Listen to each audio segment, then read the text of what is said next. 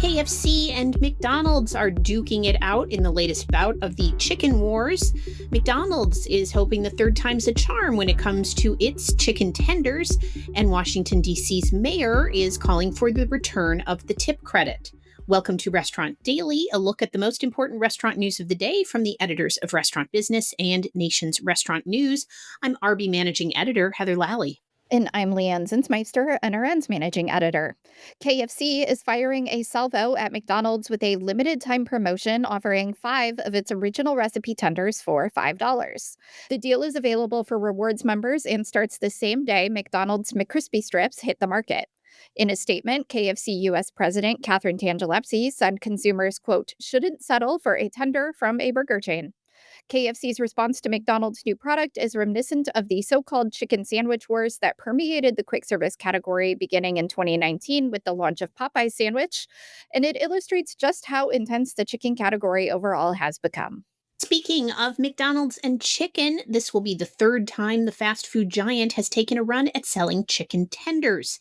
Neither of the first two efforts worked. The chicken selects that were removed from its menu in 2013 and buttermilk crispy tenders removed when the pandemic hit in 2020. Yet McDonald's is intent on increasing its chicken sales, which totaled $25 billion globally in 2023. The chicken market itself has exploded since McDonald's last tenders attempt. Fast casual chicken sales rose 24% last year, and both Wingstop and Raising Cane's have more than tripled in size since 2019. Washington, D.C. Mayor Muriel Bowser on Monday called for the return of the city's tip minimum wage. Proposed as part of her budget for fiscal 2026, the mayor called for the repeal of Initiative 82, voter-approved legislation that phased out the tip credit. The initiative, however, has been controversial, and many in the restaurant industry say it has resulted in job losses and restaurant closures across the city. Bowser's budget is focused on removing barriers to business growth. Restaurants, she said, are facing a perfect storm of increased operating and supply costs, higher rent, and unique labor challenges. As a result, the city needs to rebalance its system to ensure that businesses can compete.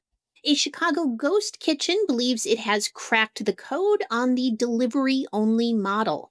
Sizzle uses proprietary technology and its own delivery drivers to help control costs. It also rotates its menu every 2 weeks to keep customers from getting bored. So far, one of its 2 locations is profitable.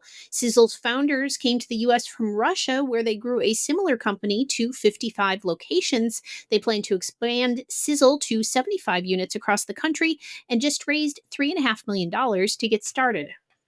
Wendy's, throughout the month of May, is honoring National Foster Care Month by offering customers a chance to scan beverage cup codes to trigger a donation to the Dave Thomas Foundation for Adoption. Customers can trigger the donation by ordering a Coca-Cola or Dr. Pepper beverage at Wendy's and scanning the QR code on the cold beverage cup with a smartphone camera. And that will do it for today's episode of Restaurant Daily. I'm Heather Lally. And I'm Leanne Zinsmeister. Have a great day. Thank you for listening to today's episode of Restaurant Daily. Rate us on Apple Podcasts, Spotify, and subscribe.